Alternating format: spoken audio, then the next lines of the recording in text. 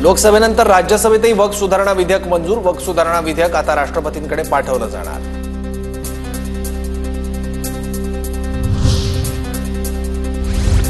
प्रत्येकाच्या प्रतिष्ठेला प्राधान्य देण्यासाठी वचनबद्ध। वक्फ सुधारणा विधेयकाच्या मंजुरीनंतर मोदींची पहिली प्रतिक्रिया। कायदे पारदर्शकता वाढवतील आणि लोकांच्या हक्काचं संरक्षण होईल। संसदीय चर्चेत सहभागी झालेल्या खासदारांचे मोदींनी मानले आभार। वक्फ सुधारणा विधेयकाच्या मतदानाच्या वेळी शरद पवार गैरहजर। शरद पवार आज मुंबईहून दिल्लीसाठी रवाना होणार असल्याची माहिती।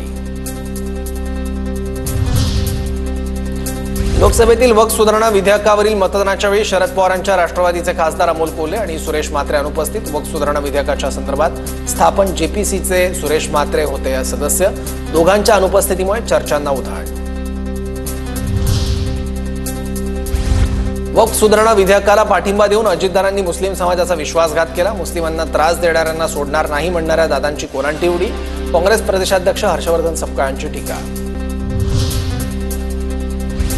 वक्फ विधेयकावर बोलताना संजय राऊतांनी रंग बदलले। प्रफुल्ल पटेल यांची टीका। तर बाप बदलणारे लोक मला रंग बदलले असं म्हणतात। संजय राऊतांचं उत्तर। आपको धन्यवाद के बोलने दिया मगर इनको धन्य नहीं। काय आवाज काय गिरता है वो आपको जो बोलना बोलो। सच्चाई सच्चाई देखो। अभी क्यों ऐसा कर रहे हो?